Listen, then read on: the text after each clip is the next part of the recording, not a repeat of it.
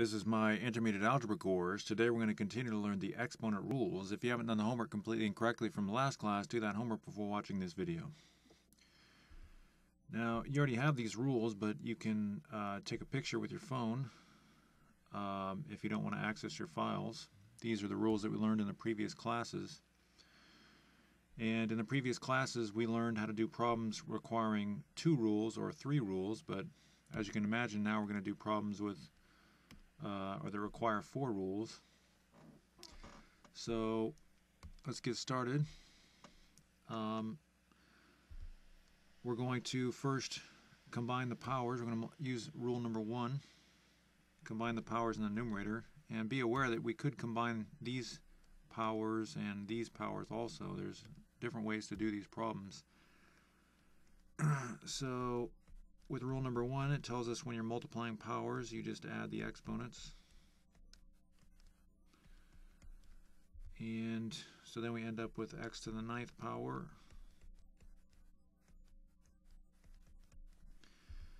and then we're going to use rule number 2, because now we're dividing powers in here. So rule number 2 tells us that when you divide powers, you subtract the exponents.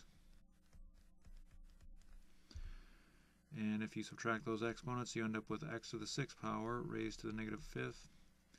And now we have a power raised to another power, so we have to use rule number 5, which tells us that you multiply the exponents. And then you get x to the -30 power. But remember, we're not allowed to leave our answers with negative exponents, or fraction exponents for that matter. So be aware of that.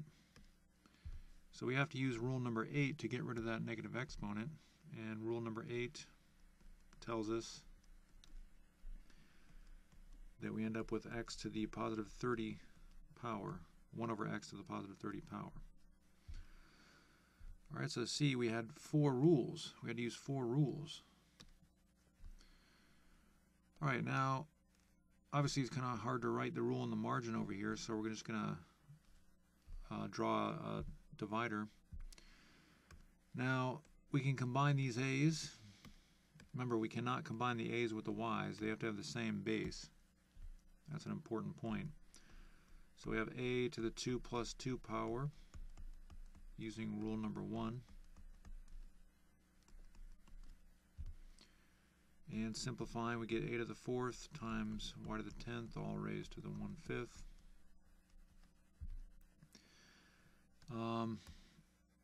And now we have to use rule number 3, because we have a product, the product of one number and another number, and that product is raised to some power. So that's rule number 3. Rule number 3 tells us to take the first number in the product and raise it to that power, and then multiply that by the second number in the product raised to that same power. Well, now we have a situation where we have powers raised to other powers, and we already did that. So we have to multiply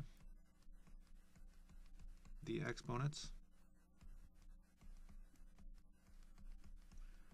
And you can put a dot in between here if you want to, but you don't really need to. When letters are next to each other, it's assumed that they're multiplied.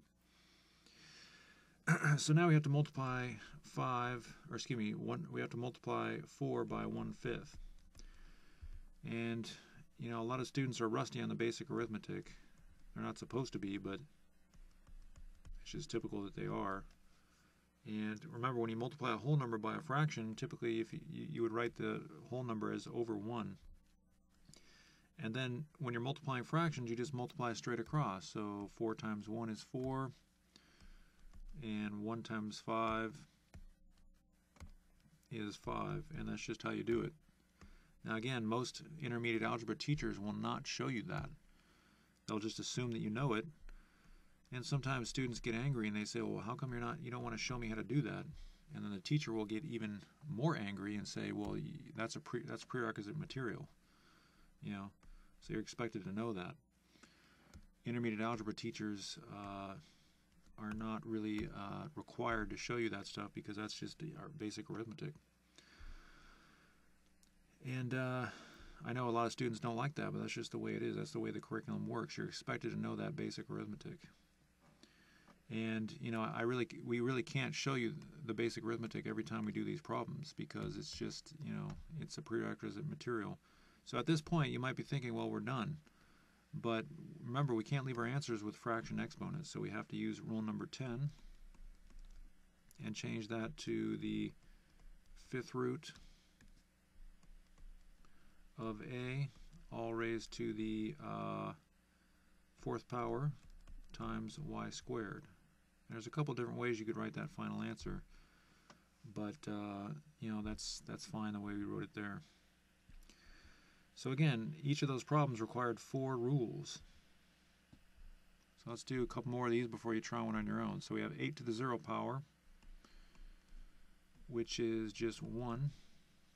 Remember, anything raised to the 0 power is just 1. And that is rule number 7. 7 to the 3rd power times 1 is just 7 to the 3rd power. No big deal. And now we can use rule number 2 because we're dividing powers. So that becomes 7 to the 3 minus 6 power. Still raised to the negative 1/6 power. And simplifying, we have 7 to the negative 3 raised to the negative 1/6.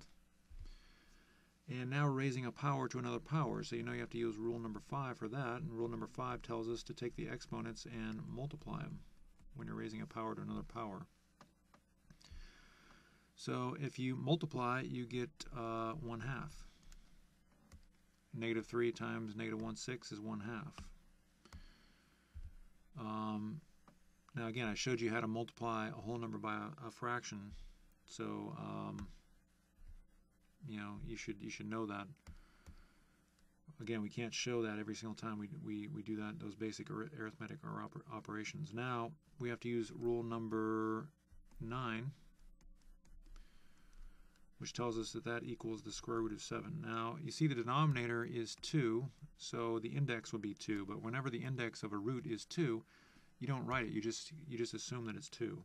We could also raise this to the 1 power, you know, assuming that this is just a special case of rule number 10, but we don't really need to because that you know, it's not really necessary to write that. It just gives us the same thing that we have there. So again, we had to use 4 rules for that problem. And again, let's do one more before you try some of these on your own.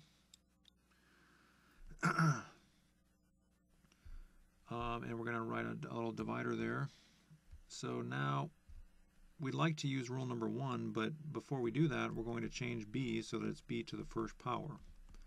So we know that, you know, that the power of that number is 1. You don't really have to do that, but you know, as long as we're using all these rules, I might as well just throw that in. Actually, that should be rule number 6, not rule number 7.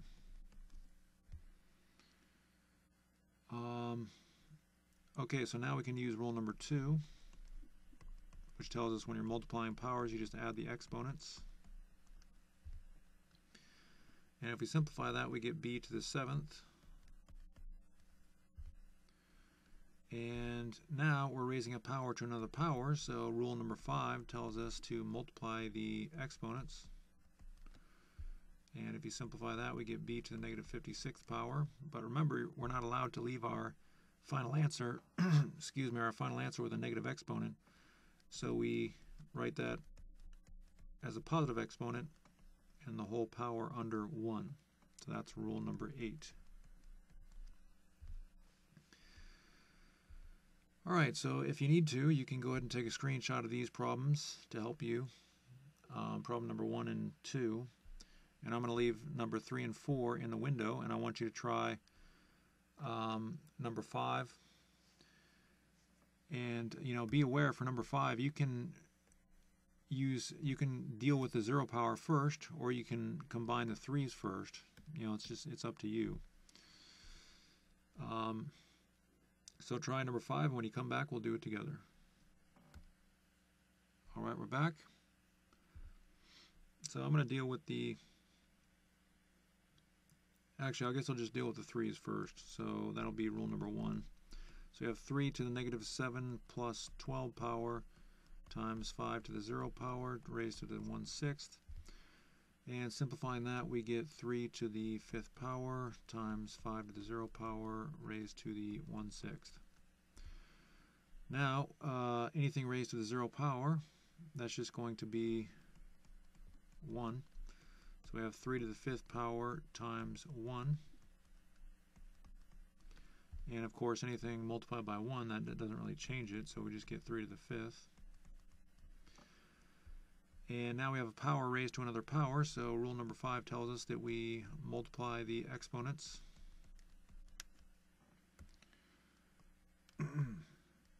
And, you know, multiplying a whole number by a fraction, again, a lot of students will get kind of angry and say, well, you need to tell me how to do that. But again, this is intermediate algebra. If you don't know how to multiply a whole number by a fraction, then that's your responsibility to figure that out. You can go back to my arithmetic course. Now we're going to use rule number 10, because remember, we cannot leave our final answer with a fraction power. Now I want you to be aware that if you wrote your answer as the 6th root of 3 to the 5th, like so, that's okay.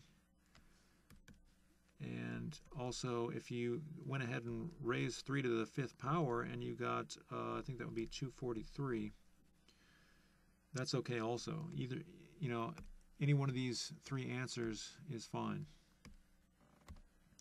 Technically, this would probably be the best answer, I guess, but I don't really care if you convert it to that form, because that's not what the point of this class is. We're just learning the exponent rules. 3 to the 5th power is kind of a big number. Okay, so try number 6, and when you come back, we'll do it together. All right, we're back. So we'll just draw a divider here. And I'm going to use rule number 1 first to combine the powers in the denominator. And we get y to the 9th over y to the 5th raised to negative 2. Then we're going to use rule number 2 and subtract the exponents, and that simplifies to y to the 4th raised to the negative 2. And now we're going to use rule number 5. When we're raising a power to another power, you just take those exponents and you multiply them. So now we end up with y to the negative 8 power. But remember, we cannot leave our final answer with a negative exponent, so we just bring that down, 1 over y to the 8th power. So again, we used 4 rules in each of those problems. Okay, so you can take a screenshot of these problems if you need to use these for the next problems. And I'm going to leave numbers 1 and 2 in the window, and I want you to try number 7. But be aware, notice it says you may leave your answer as a power expression.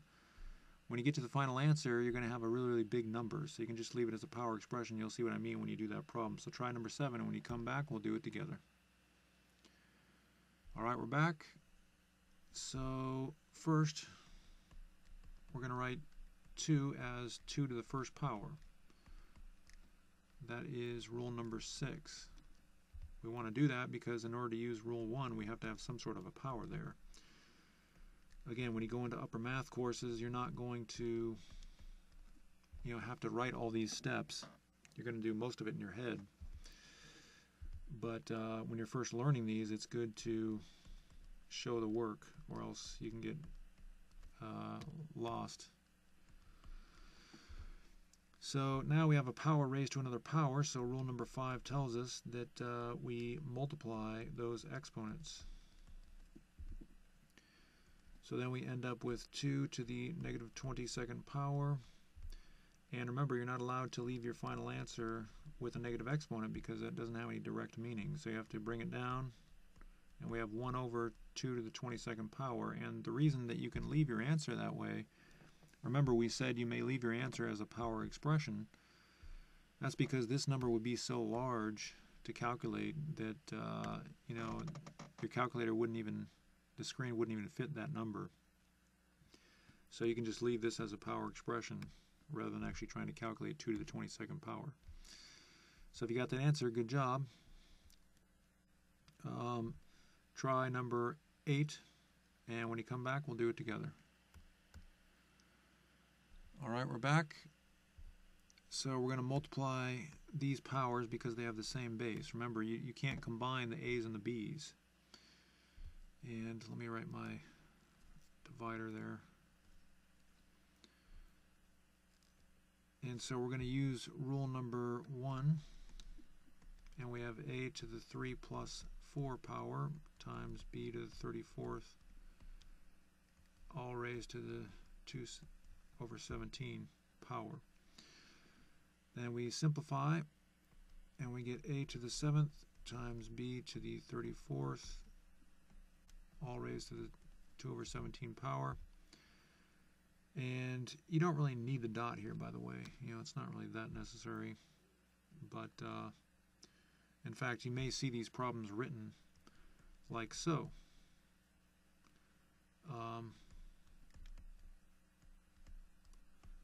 Something like that. That's you know, you don't really need the dots, to be honest with you. I'm just writing the dots so you can see exactly how these are written. So at this point, we have a product. The product is here in blue, and we're raising that product because the product is one number times another number, and the result inside there is a product, and we're raising that whole product to a power.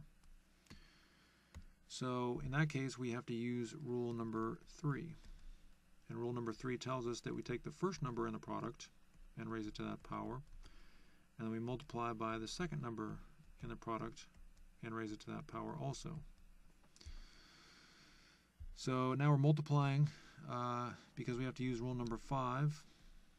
So rule number 5 tells us when we're raising powers to other powers, you multiply the exponents.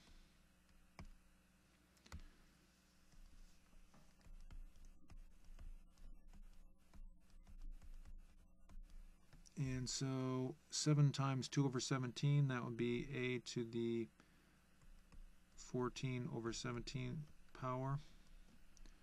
And then I'm not going to do all the math on that second one, but it's just going to end up being 4 when you multiply 34 and 2 over 17. Again, this is just basic arithmetic. So now we're almost done, but remember, we can't leave our final answer with a fraction exponent. So we're going to have to use rule number 10, which tells us that that becomes the 17th root of a, and it's all raised to the 14th power. And there you go. So if you got that answer, good job. Again, those problems required 4 rules.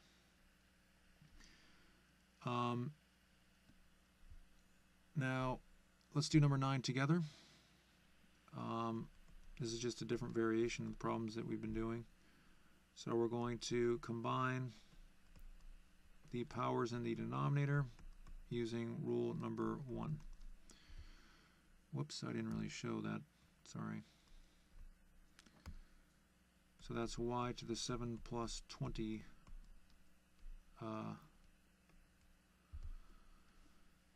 and now we can simplify that. We have x to the 8 over y to the 27th, all raised to the 1/9 power. Okay, so at this point, it's very important to understand that you cannot divide these. You cannot use rule number 2. And why is that? Think about that.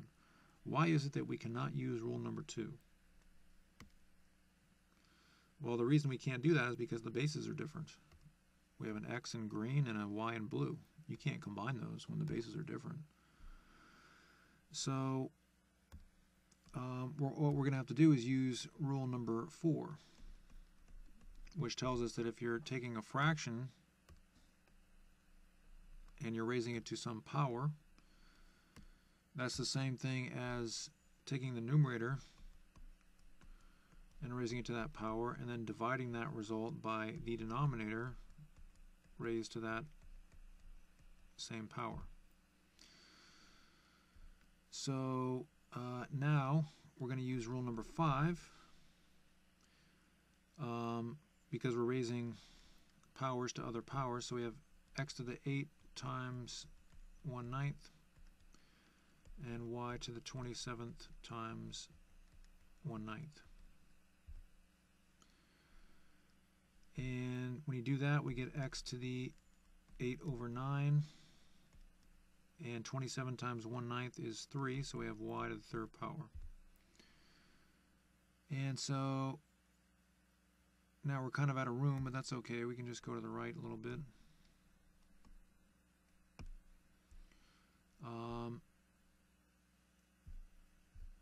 So we cannot leave our final answer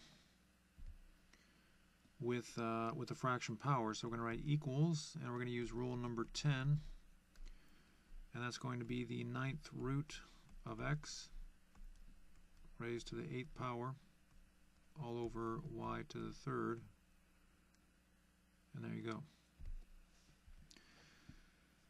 Okay, so now I want you to try one of those types of problems. Number 10 is going to be very similar to number 9. So go ahead and try number 10, and when you come back, we'll do it together. All right, we're back.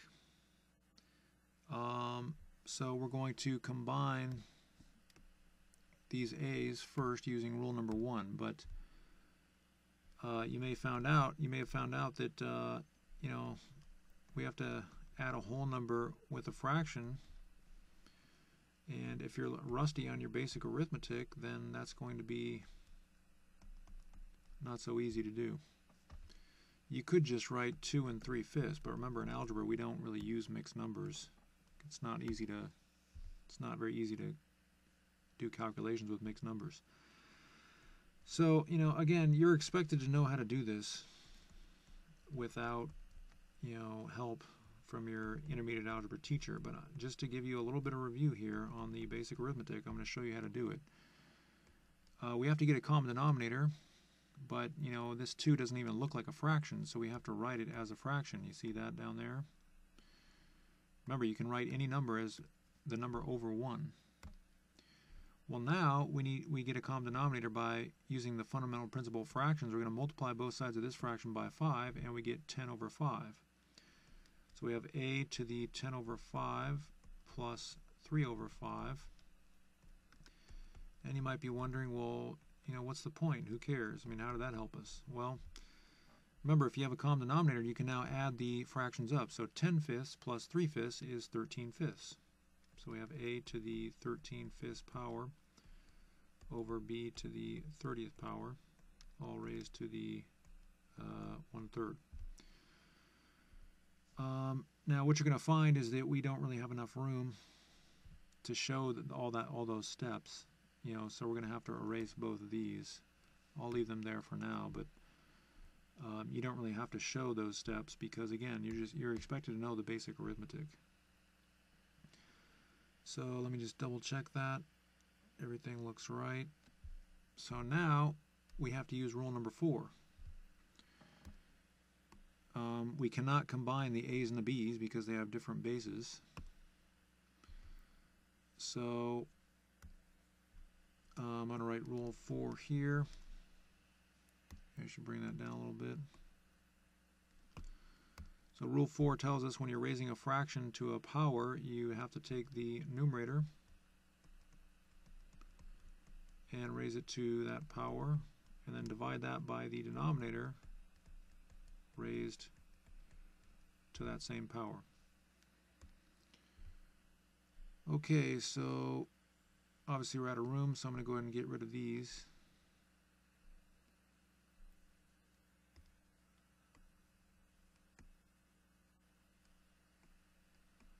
And now we have the situation where we're raising a power to another power, so we have to use rule number 5.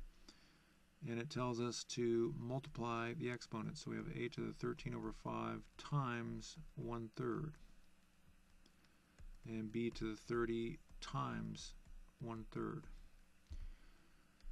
So if we simplify that, we get a to the 13 over 15th power, and in the bottom 30 times 1/3 would just be 10, so we have b to the 10th power. So now we're going to have to maybe we can come up with some more room here. I'm going to shrink this a little bit.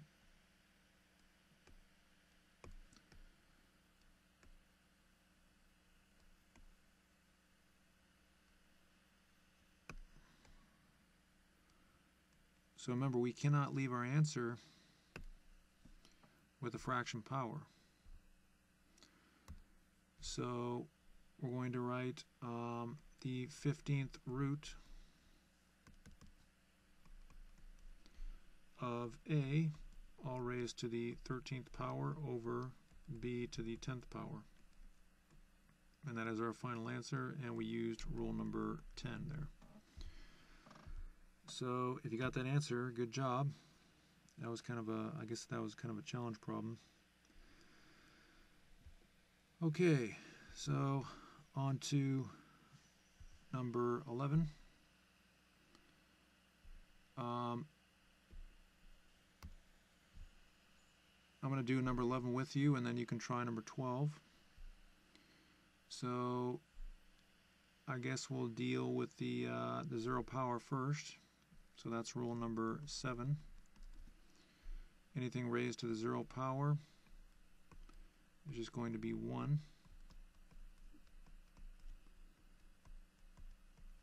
And you know, when you're actually doing these problems, you can do multiple steps. Not in this class, but in upper classes, you're going to do multiple steps. You know, I don't want you to get a bad attitude thinking that every time you do one of these problems in your math education, you're going to have to, you know, show every single one of these steps. This is just to help you understand. Once you understand and you go into upper math courses, you don't have to use all these steps. So 1 times b to the 6 is just b to the 6, and now we're ready to combine the denominator.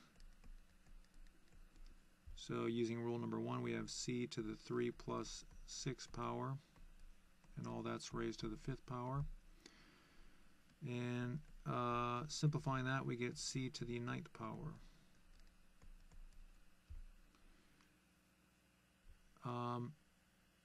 So now we're going to have to use rule number 4 again, which tells us if you're raising a fraction in blue to some power in yellow, then you just take the numerator and raise it to that power, and then divide that result by the denominator raised to the same power. Okay, so now we're raising powers to other powers, so that's rule number 5. That tells us to multiply the exponents, and now we can just write the final answer. I'll move this over a little bit. So our final answer is going to be b to the 30th power over c to the 45th power. All right. Okay, so I want you to try number 12. It's going to be similar to number 11, and when you come back, we'll do it together. All right, we're back. Let me write a divider here. And we're going to use rule number 6 first to change z, so that's z to the 1st power. Anything can be written to the 1st power, it doesn't really change the value. And now we're going to use rule number 1 to combine those, and we get z to the 1 plus 8 power.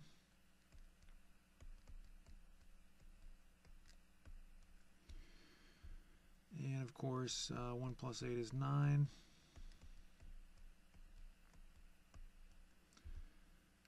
And now we have a fraction raised to some power. So rule number 4 tells us that that's equivalent to the numerator raised to that power divided by the denominator raised to the same power. So now we have to use rule number 5, which tells us that when you're raising a power to another power, you just multiply the exponents.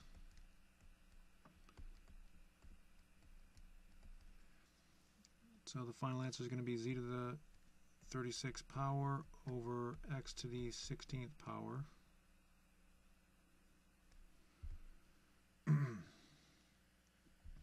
And there you go. So if you got that answer, good job.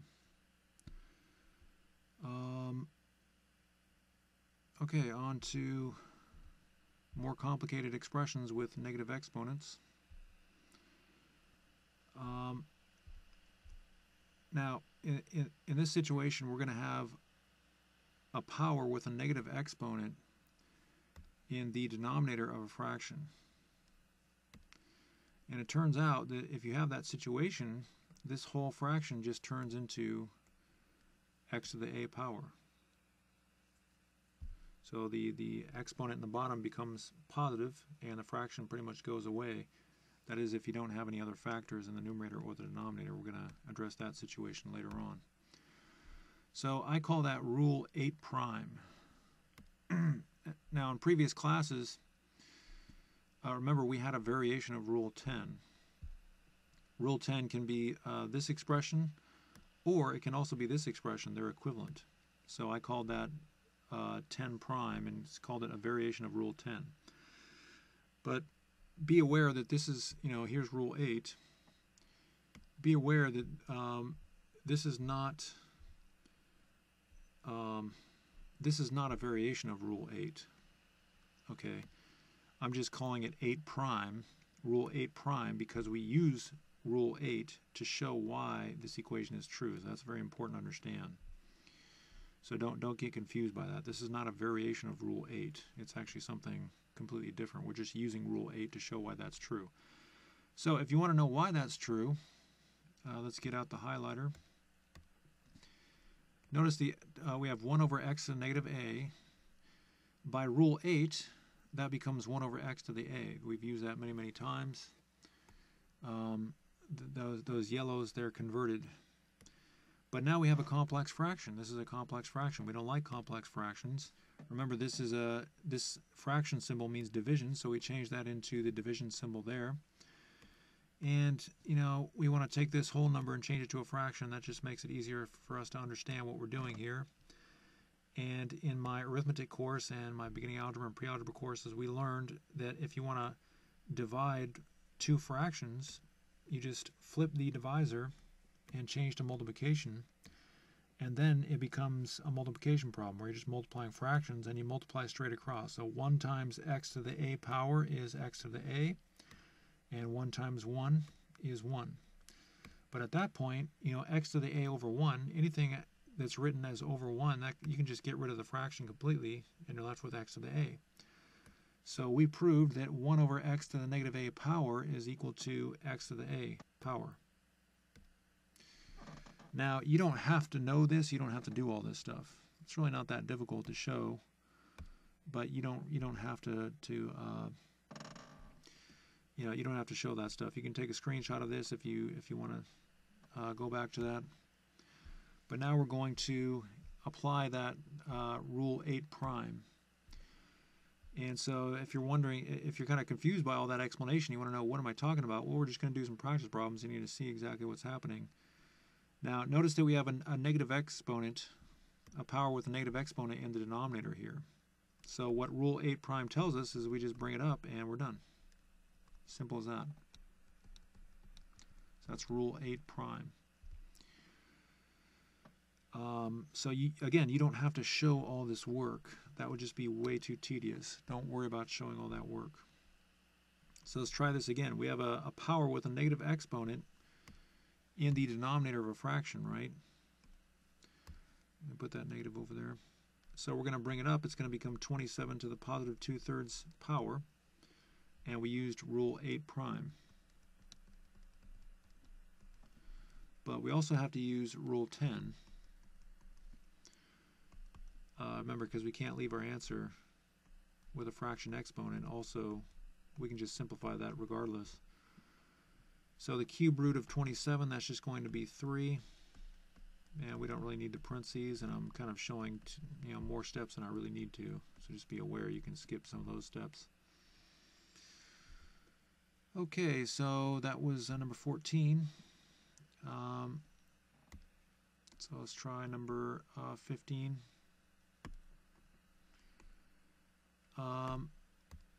Now the difference with number 15, we still have a power with a negative exponent in the denominator of a fraction, but the difference is now we have something on top. You see, in the previous problems, 1 was the numerator of the fraction, but now we have something different. We have 8 as the numerator of a fraction, and how are we going to deal with that situation? Well, the 8 just hangs out in front, and the b comes up, becomes b to the first power, and we end up with 8b. It's that simple. Now you may be wondering exactly why that works. Most students just memorize it. They don't really need to know why it works. But in case you're wondering why that works, you can factor out the 8, and to see why that works, you can just write 8 as over 1. Isn't it true that if you multiply these fractions, you get this expression over here? Isn't that right? If you multiply these fractions, you get this expression here. So all I did was just change the form of this to this, because I'm demonstrating why this math works. So now, again, this is just rule 8 prime, so that just becomes b to the first power, and b to the first power is just b, so we can just change that to b, and I guess we could use a dot if you really want to. And 8 over 1, that's just the same thing as 8, and then 8 times b, well, that would just be 8b. So that's an explanation for why all that works. Again, you don't have to show all that. I don't want you to get discouraged because you're thinking you have to write all that. You really don't. I'm just explaining to you why that works, why it ends up being 8b. So we have 8 times b, which becomes 8b. But you can just go straight from here to there. There's not really much work that you have to show for that. Again, I know that looked complicated, but I'm just explaining why that works. You don't have to show all that work. So let's do some more problems here before you try one on your own. So now we have, again, a power with a negative exponent in the denominator, and we're just going to bring it up, and you're done. I could have shown all the steps that I showed in the previous problem, but again, it's not necessary. And by the way, I think I forgot to write a rule that I used there. We used also rule number 6, because b to the first power just became b. But only one rule for 16. Now, 17, again, we have a power in the denominator with a negative exponent. It just comes up and you're done. It's that simple. So we're just giving you some different variations of the problems that you're going to see. That's 8 prime again. We have a negative exponent in the denominator. That's going to come up using rule 8 prime. But remember, well, you can't leave it like that because we can simplify. So 2 to the third power is 8, and then 8 times 5 is 40. So the final answer is 40x to the 11th power. Let's do one more of these before you try one on your own. We've got two power expressions in the denominator with negative exponents, so they both come up, and that's it. So just giving you the different variations of problems that you're going to see. So that was again rule 8 prime. Okay, so you can take a screenshot of all these problems down here. That might help you with the problems that you're about to do. And I'm going to leave problems 16 through 19 in the window, and I want you to try number 20. So when you come back, we'll do it together. All right, we're back. So we have y to the 10th power. If you got that answer, good job. Again, you don't have to show all the steps that you would take, the algebraic steps, to prove why that's true. You just use rule 8 prime. And again, we're not using this is not rule 8. We're just using rule 8 to demonstrate why that's true. Not really showing it, but we're just that shows why rule 8 is true. So try number 21, and when you come back, we'll do it together. All right, we're back. So it becomes 100 to the 1/2 power. And we're going to have to use rule number 9 to make that the square root of 100. And that would be 10. So if you got that answer, good job. Go ahead and try number 22, and when you come back, we'll do it together.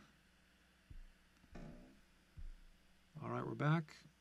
So we're going to use rule 8 prime. And we have 12a to the 5th power. So if you got that answer, good job. Okay, try number 23, and when you come back, we'll do it together. All right, we're back. Using rule 8 prime, that just becomes x squared times y to the 4th. And you don't really need dots in between those. So if you got that answer, good job. Now for number, well, I guess it'd pretty much be the same thing for 24. Try 24. When you come back, we'll do it together. All right, we're back. So using rule 8 prime, we just bring that negative exponent, or the power with the negative exponent in the denominator, we bring that up, and we're done. So if you got that answer, good job. Try number 25, and when you come back, we'll do it together. Now, actually, before you do number 25, be aware that these parentheses have to stay on the -4 when you bring it up. So be aware of that. Try number 25, and when you come back, we'll do it together. All right, we're back. So we get -2a cubed and -4 to the to the +2 power. When you bring it up, it becomes +2. Now, I just want to remind you, -4 with parentheses to the 2nd power is not the same thing as -4 without parentheses to the 2nd power. -4 to the 2nd power is -4 times -4.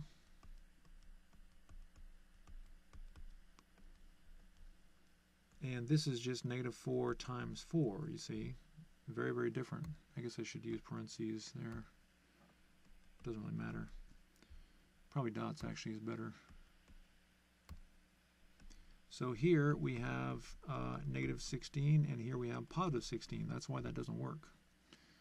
So you have to remind students over and over and over and over again about these little details, because that's one of the most common mistakes that students make. If you make that mistake, that's okay.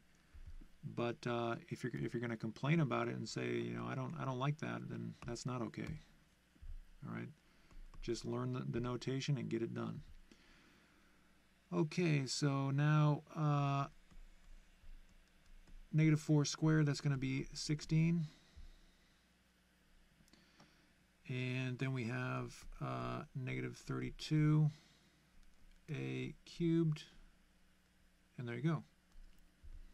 So if you got that answer, good job. Okay, try number 26. When you come back, we'll do it together. All right, we're back. So notice that the powers in the denominator, they all have negative exponents. So that means that they all come up, and there's really nothing left in the denominator. So the fraction kind of just goes away. So let's see here. Let's double check, make sure that's correct. Now we have to simplify, because 3 squared is 9, and then 9 times 8 is 72.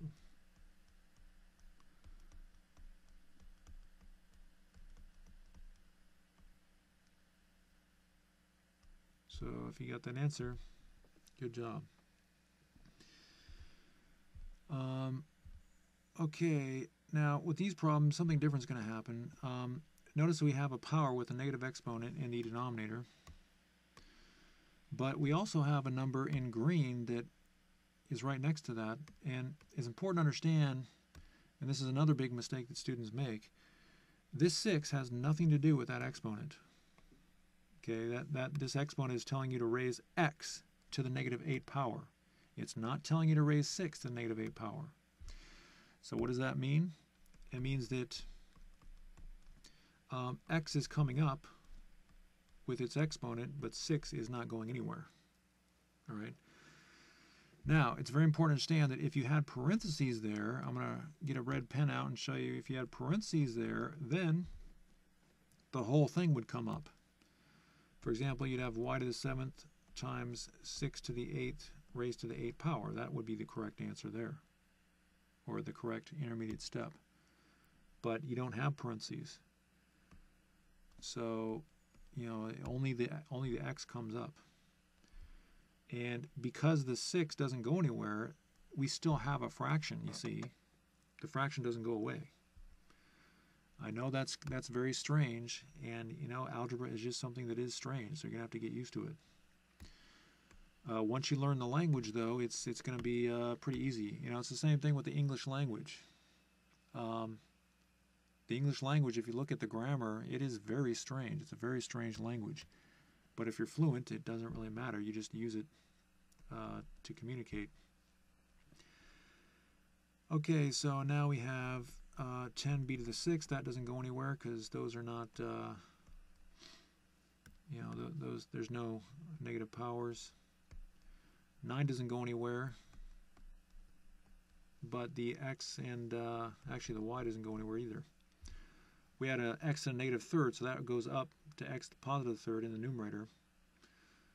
And everything else stays the same, so there you go. So I want you to try 29. 29 is going to be very similar to number 27. And when you come back, we'll do it together. All right, we're back. So we have b to the 4th over c to the 6th, and the 5 to the negative 3rd, that's going to come up as 5 to the positive 3rd. And that's going to be 125. 5 to the 3rd power is 125. And then we're just going to put the 125 in front of the b to the 4th, or to the left of it, because that's just traditional to do it that way. The coefficients almost always go to the left of the letters. And so if you got that answer, good job. Again, when you get into upper math courses, you're not going to be required to show all these steps. You're going to do pretty much all of that in your head. So I'm going to leave those in the window. You can use 27 through 29 to try number 30. So try 30, and when you come back, we'll do it together. All right, we're back. So 2x to the 9th, that doesn't go anywhere. And 7a cubed, that doesn't go anywhere either. But the b to the negative 6, that's in the denominator, so that's going to get flipped up to the numerator. And by the way, if I didn't mention, the reason we're doing this is because we can't have a negative exponent anywhere in our final answer. So when you change it to a positive exponent, it just so happens that it flips up into the numerator if it starts in the denominator. And of course, we learned from Rule 8 that if you have a negative exponent in the numerator, then that flips down to the denominator. Okay, so let's try 31 together. Now here we have a situation where you have a power with a negative exponent in the numerator and a power with a negative exponent in the denominator. So this is kind of what we were touching on as we explained previously. The x to the fifth, that's going to come up into the numerator. The b to the sixth isn't going anywhere because it doesn't have a negative exponent. The a to the negative 2, that goes down because it's, whoops, that should be a to the positive 2. That goes down because it's a negative exponent. So basically, long story short, if you have negative exponents, they just flip positions. And I was just realizing that I forgot to write the rules for a lot of these problems. Sorry about that. That's rule 8 prime and 8 prime again.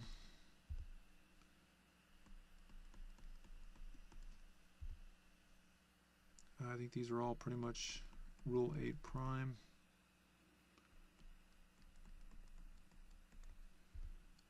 Sorry, I forgot to write those rules.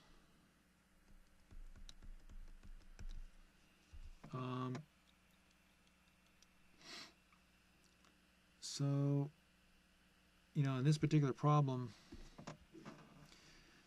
you might want some explanation for why exactly this works the way it does. And you know what I'm about to do, everything I'm about to write, you don't have to know this or show this at all.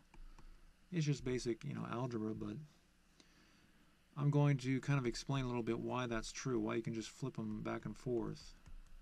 But you know, this explanation might be a little convoluted, so it may just intimidate you. But isn't it true that I can factor like so? I mean, if I multiply these fractions back, don't I just get the same thing? So all I did was I just changed the form of this expression to this expression. And you know, I'm going to factor even more. I'm going to take the a to negative 2 off, factoring it, and write 1 over x to the negative 5 and b to the 6th over y to the 7th. Again, this whole explanation that I'm about to show you is completely unnecessary. So now we have a to the negative 2. Actually, I guess I can just leave it like that. Remember, rule 8, that tells us that we can just bring that down. So that's rule 8. And I'm going to color that blue. And this here would be rule 8 prime. So I'm going to write that, rule 8 prime. And color that. So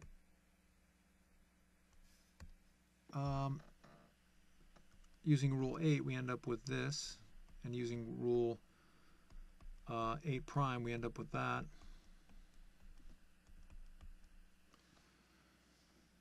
And I'm just going to color those.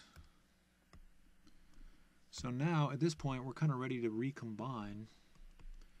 So that's 1 over a to the 2nd power times, and to multiply, we want to write that as over 1. We don't really have to, but just to show all the steps here. So now, when you're multiplying fractions, remember, you just multiply straight across. Multiply all the numerators. 1 times x to the 5th is just x to the 5th. X to the 5th times b to the 6th. That's just x to the 5th, b to the 6th. Multiply the denominators. A to the 2nd times 1 is a to the 2nd. A to the 2nd times a to the 7th is just a to the 2nd times a to the 7th. There's nothing you can really do there. So again, notice that, you know, and I just want to be absolutely clear, you don't have to show any of that. You can just go straight from here to there, but I'm just showing you why that works, because a lot of students, they see that and they think that was just really complicated. I'm not sure why it works. Notice that the negative x to the 5th, and let me get another marker here so we can see what's going on. I'm sorry, I meant to get a highlighter out. So notice the x to the negative fifth, that went up. Because it was a negative exponent, it went up and became a positive exponent. We had to get rid of that negative exponent. And the a to the negative 2, because that was a negative exponent, we had to put it down to get rid of the negative exponent. That's just how it works.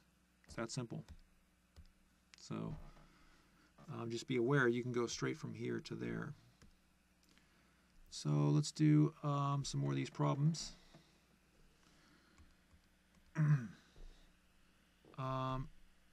So 8 over 4, that reduces to 2 over 1, but we don't really need to write the 1. The c to the second power, that's not going anywhere, but the y to the negative third, that goes down because it's a negative exponent. And the a to the negative 7, that goes up because it's a negative exponent. They change positions if they're negative exponents in the fractions. And so on to the next one. 3 over 9, that reduces to 1 over 3. I don't really need to write the 1 though. The b's go up and the c's go down. Why? Because they're negative exponents. They change positions. They flip around to the other side of the fraction if they're negative exponents. So there you go. There's really not much more you need to show for those problems. Okay, let's try one more of these before you try one on your own. 10 over 15, that reduces to 2 over 3. And everything basically just changes position because they're all negative exponents. The fraction doesn't really change positions because it's not really part of the exponents. And there you go. So if you want to, you can take a screenshot of these two problems here. That'll help you.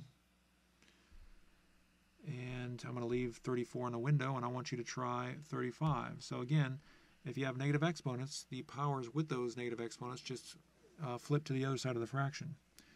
Try number 35, and when you come back, we'll do it together. All right, we're back.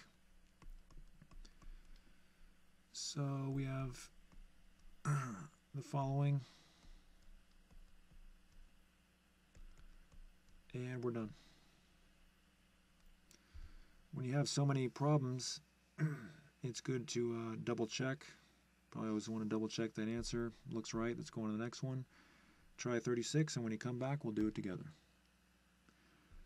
All right, we're back. So 56 over 7 is 8. And the x's go up, the b's go nowhere, and the a's go down, and the y's go nowhere. So there you go. If you got that answer, good job. Try number 37. When you come back, we'll do it together. All right, we're back. So 4 over 12, that reduces to 1 over 3. The x's go up. The b's don't go anywhere. The a's go down. And the c's don't go anywhere. So if you got that answer, good job. Try number 38, and when you come back, we'll do it together. All right, we're back. So 8 over 6 reduces to 4 over 3. And the a's go up, and the x's go up. And the b's go down, and the c's go down. Now there's one, and of course I'm forgetting to write my rules again. I'm sorry. That was rule number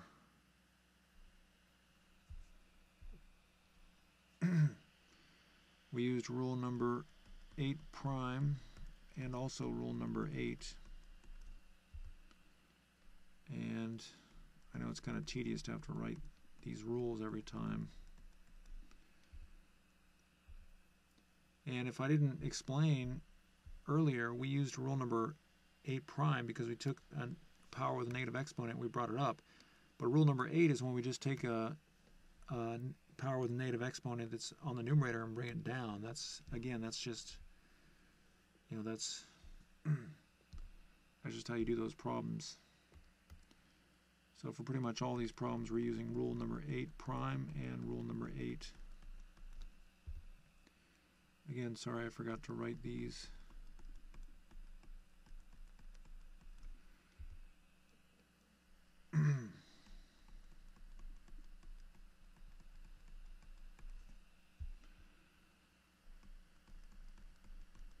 Eight prime, rule number 8.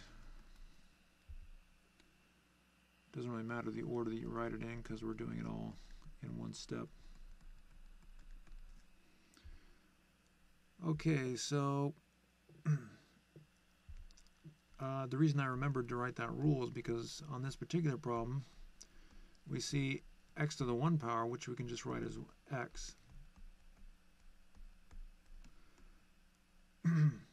And that's rule number 6. So we actually used 3 rules in that particular problem. So let's double check that. Everything looks correct. So now we're going to try number 39 together. Some different things are going to happen with these problems. 49 divided by 7, that's just 7. The x's and the y's don't go anywhere, but the c goes up and the b's go up. And what's different about this problem is notice that there's no fraction left because everything in the denominator kind of disappeared. So that's pretty much it. All we have to do now is just simplify the c. That just c to the first power is just c. So we used rule 8 prime, but we also used rule 6 because we changed c to the first power to c. Okay, so now let's try number 40. 6 over 48, that reduces to 1 over 8. And a's don't go anywhere, b's don't go anywhere, x's go down and y's go down because they're negative exponents. And notice that there's nothing left in the top. A lot of students would say, well, you just write 0 because there's nothing there, but there's still a factor of 1. So you still want to write 1 in the numerator. So double checking that all looks correct. And we used rule number 8. Very important to understand that when you're just taking numbers with negative exponents and bringing them down, that's rule number 8. That's not 8 prime. Okay, so on to number 41. So you can take screenshots of those two problems, 39 and 40, if you want. Those are going to be useful for the next problems that we're going to do. So I want you to try number 41, and when you come back, we'll do it together. All right, we're back. 6 divided by 3 is 2. And then b to the 4th, that just comes up. And notice that the fraction kind of just went away because there's nothing left in the denominator. You could write it as over 1, but it's easier. It looks better just to write it as you see it here. That's the way you're going to see it in textbooks. And we used rule 8 prime. So if you got that answer, good job. Try number 42, and when you come back, we'll do it together. All right, we're back. So 4 over 16, that reduces to 1 over 4. And the y's don't go anywhere. The x's go down, and the b's go down. And, you know, notice that there's nothing left in the top. By the way, that was rule 8. Not 8 prime, it was just rule 8. There's nothing left in the top, so we have to write 1. Also, we should simplify. X to the 1 power is just x. And that was rule number 6. So if you got that answer, good job. All right, let's try number 43. These are just more variations of these problems. And there's a couple different ways to do number 43, but I'm going to use rule number 8 first. And I'm going to bring that y to the negative 2, I'm going to bring it down as y to the positive 2. So again, that's rule number 8. Again, when you bring the negative y to the negative 2 down, there's nothing left in the numerator, so you just have to write 1. There's still a factor of 1. I know that's kind of confusing for a lot of students. At this point, we have to use rule number 4, which says that if you have a fraction raised to some power, then you take the numerator and raise it to that power. You don't really need parentheses, I'm just going to write them anyway. And divide by the denominator raised to that same power. 1 to the second power, that's just 1. And now we have a situation where you have a product raised to some power. So you have to use rule number 3. Take the first number in the product and raise it to that power, and then multiply by the second number in the product raised to that same power. I guess there's a lot of rules in this particular problem. So that's rule number 3. And now we have to use rule number 5, because we have a power raised to some other power. So 4 to the second power, that's 16. That doesn't require any rules, but there we have 2 times 2. We had to use rule number 5.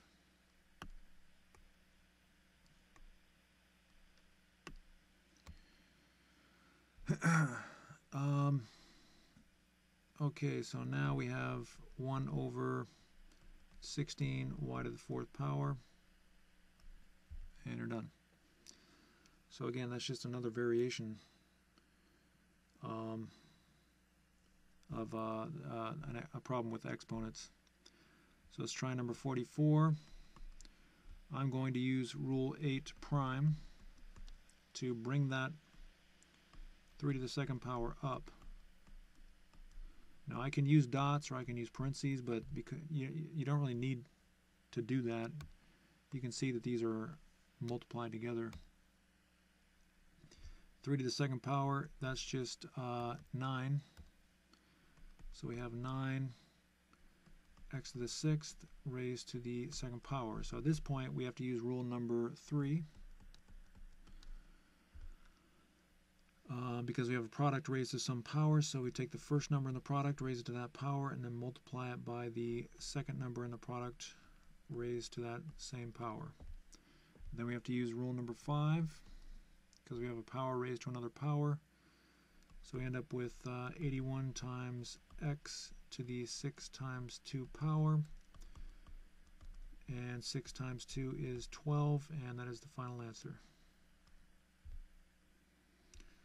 Alright, so there again, there's just another variation of the types of problems that you'll get. So I want you to try number 45. I'm going to leave 43 and 44 in the window, and when you come back, we'll do it together. Alright, we're back. So there's different ways to do this problem, but I'm just going to stick with the way that I did it before. So we're going to bring that to the negative 2 down.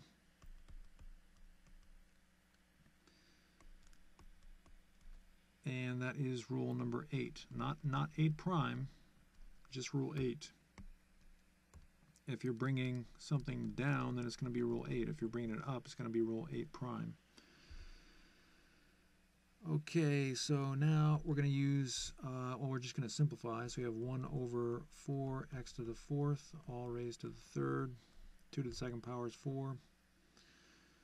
And now we're going to use rule number 4. So we have 1 to the 3rd power over 4x to the 4th raised to the 3rd power. And 1 to the 3rd power is just 1. That's 1 times 1 times 1 is 1.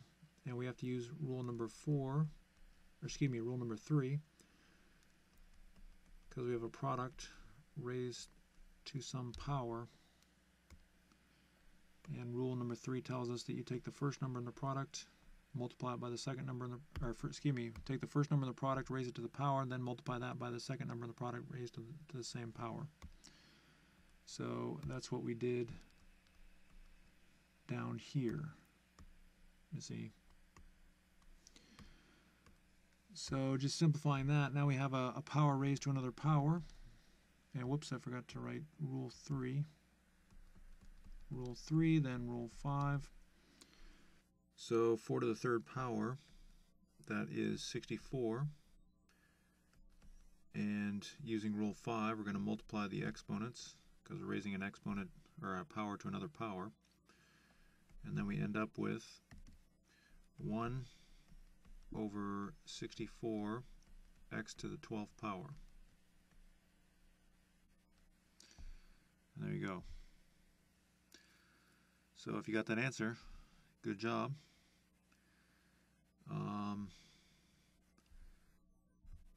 Okay, I want you to try 46. Use 43 and 44 to help you.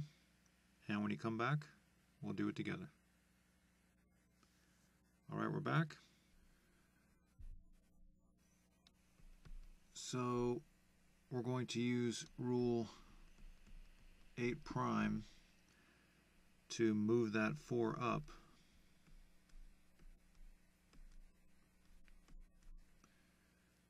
And, you know, because we have a negative exponent in the denominator, so we move that up. Then we're going to use rule 6, because we can just write that 4 to the first power as just 4. And then we're going to use rule number 3,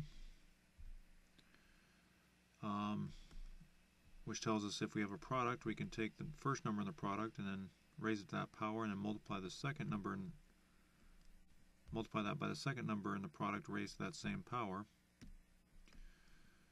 And 4 to the third power, that's just going to be 64.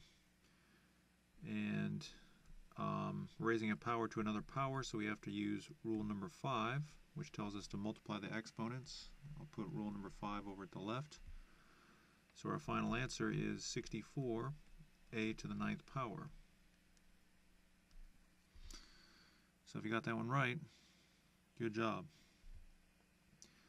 Okay, I want you, actually I guess we're done with those types of problems. And now we're going on to 47. And again, we're just doing more and more variations of exponent problems. There's just so many different variations of these types of problems. Things are getting a little more complicated. We have a fraction that's raised to a negative power, and a lot of students, when they see this, their brains just kind of shut down. They don't really know exactly what to do with this. Well, the first thing we're going to do is just to use rule number 8.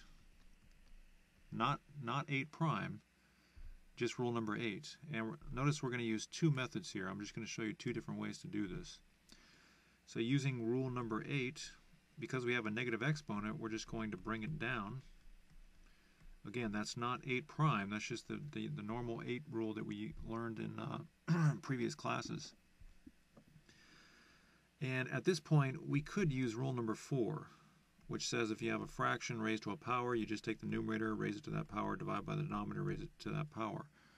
But since we're only raising to the second power, it's pretty obvious that this is just going to be 3 to the 5th times, and I guess I don't really need parentheses, I could probably just use a dot.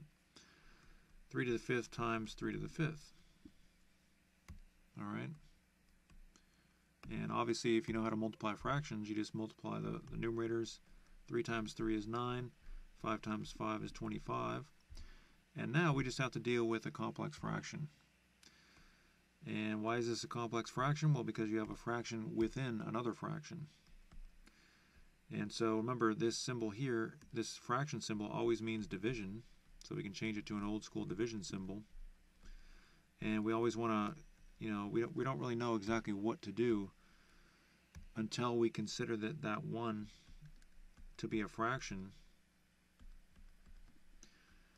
And now we can recall, you know, our knowledge of dividing fractions. Let me move this stuff over a little bit. And, you know, when you're dividing fractions, you just change to multiplication and and you flip the divisor. So we have 1 over 1 times 25 over 9. And then when you multiply straight across, 1 times 25 is 25, 1 times 9 is 9. And there you go. So that was method 1. I think that's the easiest way to understand it. But I also want you to be aware that you can, and we only used one rule there, because we kind of skipped rule 4. We didn't really write it down, but technically I guess we used rule 4. But with method number 2, we're actually going to use rule number 4 first, because you have a fraction up here, 3/5, raised to some power. So rule number 4 tells us that we can just take the numerator, raise it to that power, and divide that by the denominator raised to that power. All right, so that's rule number 4. And I should probably keep the original problem in the window there. So now what we're going to do is we're going to use rule number 8, not 8 prime, just rule number 8. And we're going to use that rule to move this 3 to the negative 2 power down. But we're also going to use rule 8 prime at the same time to move this 5 to negative 2 up. So it ends up on the top, you see. So we kind of used 2 rules at the same time, just to, it get kind of tedious to have to show that step by step. So we did 2 rules at the same time. And so now 5 squared is just 25, and 3 squared is 9, and we got the same exact answer, which is good. We should get the same answer because, you can't have 2 different answers. You can have 2 different forms of the answer, but obviously we don't have that situation. So, which method should you use? Should you use method 1 or method 2? Well, it doesn't really matter. You can use either method, but I don't really know if one is better than the other, but this method actually seemed a lot faster. So this method is faster, but this method is easier to understand just in terms of the math behind it. So we can use whatever method you want to use. So choose what method you want to use, and let's do 48. I guess you don't really have a choice with 48, but because we're going to do this one together. But just for your understanding, I'm going to use method number 1, even though it kind of takes a little longer. So we're using rule number 8, and then we're going to use rule number 6 because I want to get rid of that 1 power. I don't really want that 1 power if we don't have to have it. Also, make sure that this fraction line is bigger than this fraction line, or else things are going to get really confusing.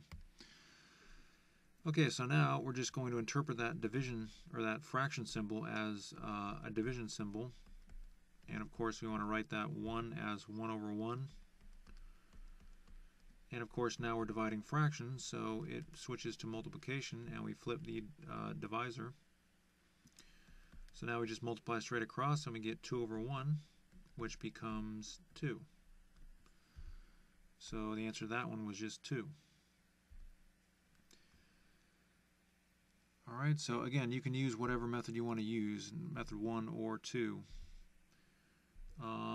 So I want you to go ahead and try number 49, and when you come back, we'll do it together. Alright, we're back. So again, I'm going to use method number 1. I think that's just easier to understand. But if you use the other method, that's fine. But you should get the same answer that I get. So we used rule number 8. And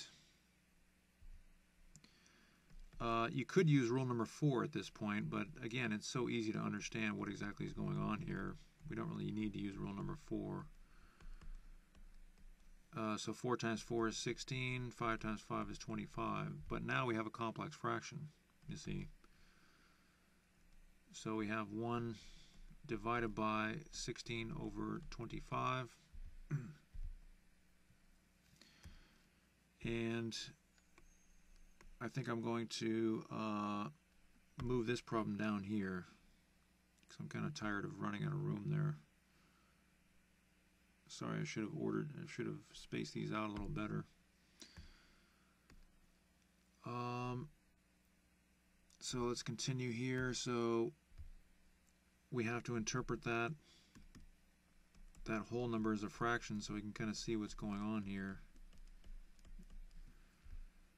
And so when you're dividing fractions, we change to multiplication and flip the divisor, and then it becomes a multiplication problem. We're just multiplying fractions. 1 times 25 is 25, 1 times 16 is 16, and there you go. That's your answer. So if you got 25 over 16, good job. So I want you to try number 50. I'm going to try to keep 47 and 48 in the window, and when you come back, we'll do it together. All right, we're back. So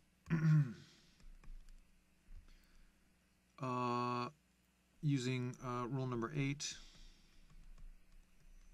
we can change that negative exponent to a positive exponent.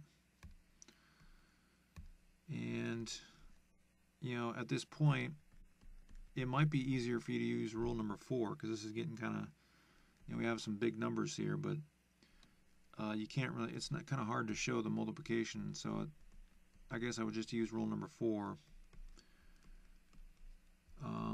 So if that confused you with the rule number 4 there, sorry about that. We didn't use that in the previous problems, but when you use rule number 4, you get 2 to the 4th is 16 and 3 to the 4th is 81. And then the problem is we have a complex fraction, so we have to, you know, simplify the complex fraction. And so we have, we're going to change that 1 to a fraction so we can interpret this as division of fractions, and the old division algorithm is change to multiplication and flip the divisor, and then now we have a multiplication problem, so we're just multiplying fractions. So 1 times 81 is 81, 1 times 16 is 16, and that is the final answer. So if that was your answer, good job. Okay, now we're going to do 4 rule problems requiring the variation of rule 10. Remember, I call the variation of rule 10 10 prime. So first thing we're going to do on this problem is use the rule number 1, multiplying powers. So we add the exponents, and when we add those together we get 9 to the 4th power. But, you know, at this point we don't want to raise 9 to the 4th power, so we're going to have to use the variation of rule 10. Now we're going to take that 4 and put it on the outside.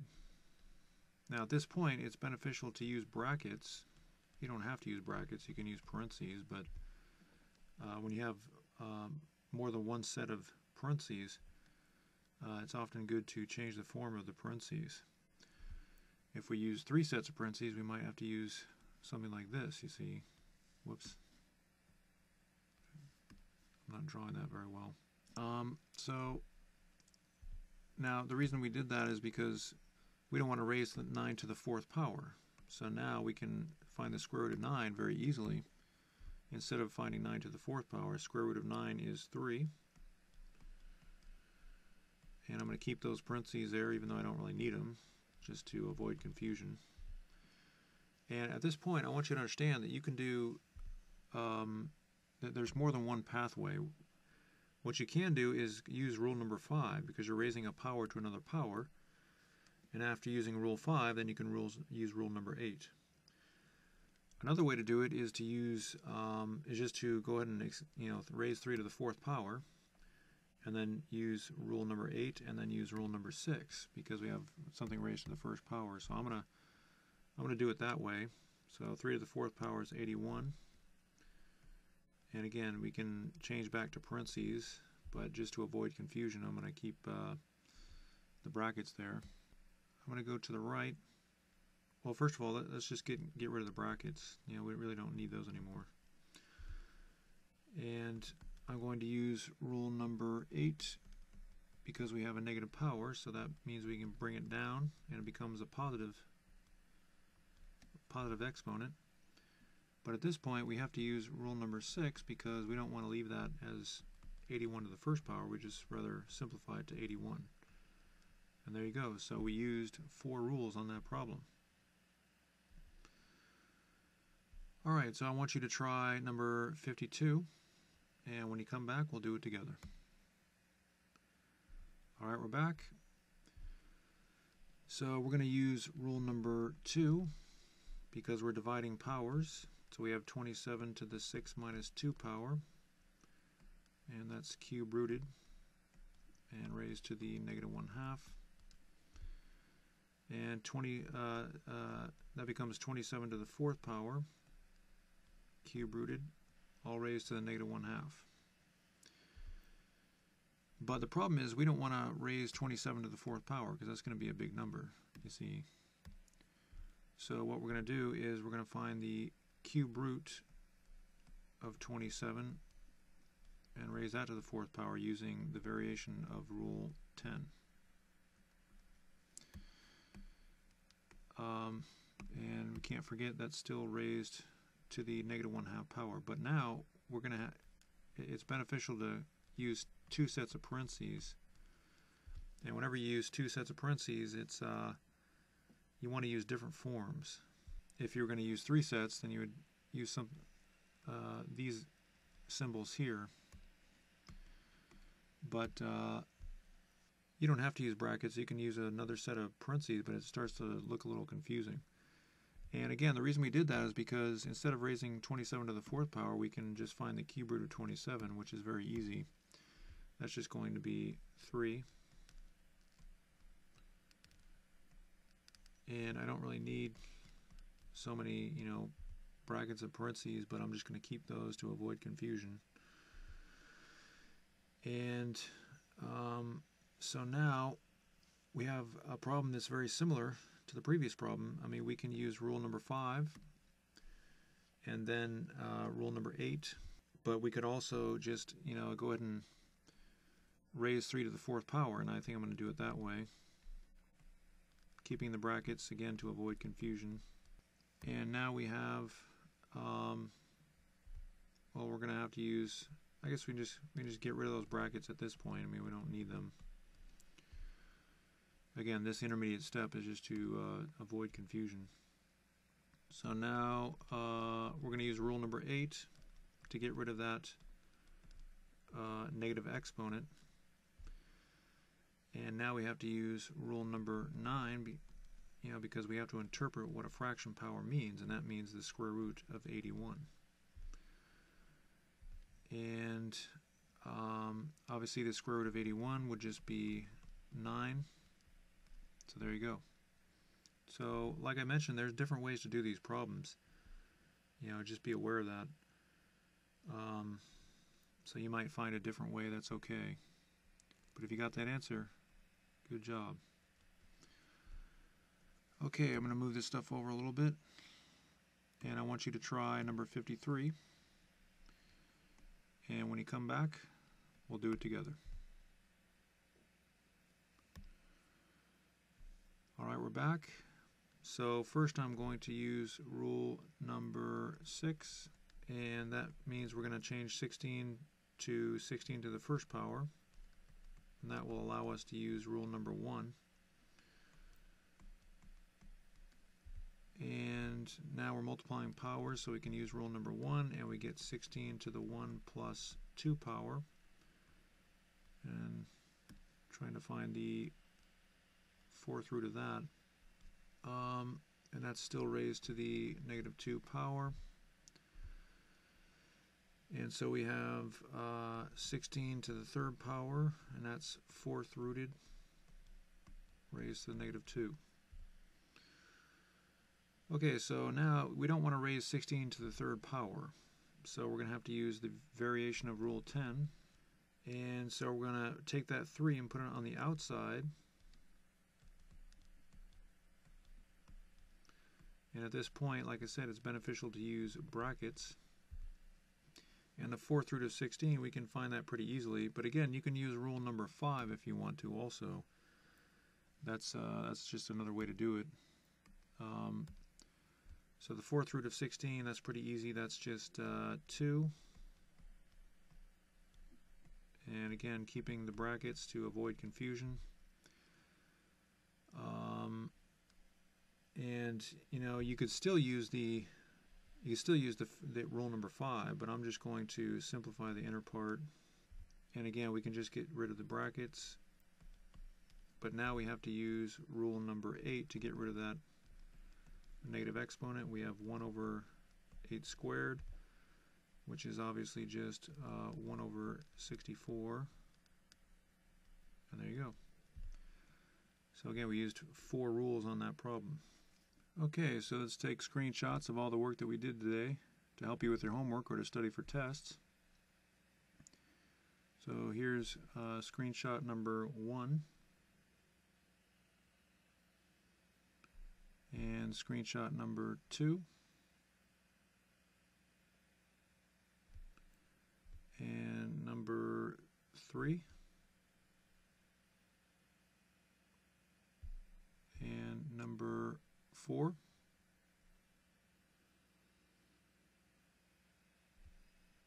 and number 5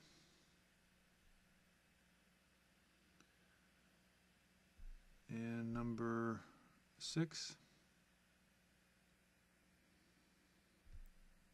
and number 7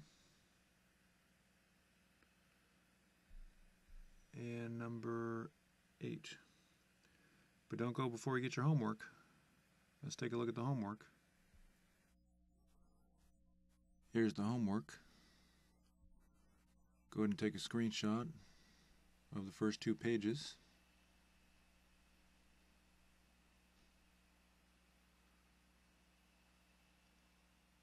And a screenshot of this page. And also be sure to get a screenshot of the answers. Here's the first 2 pages of the answers. And the last page of the answers. And be sure to show your work where necessary. A lot of these problems, it's necessary to show work. So remember, that proves that you actually did the problem. Just writing the answer doesn't prove anything. There are some of these problems that don't really require any work, but there's a large number that do. So remember, that homework needs to be complete, correct, neat, and in correct chronological order in your binder. And if you don't do the homework, you can be sure you're going to fail this course. So get that homework done, and I'll look forward to seeing you in the next class.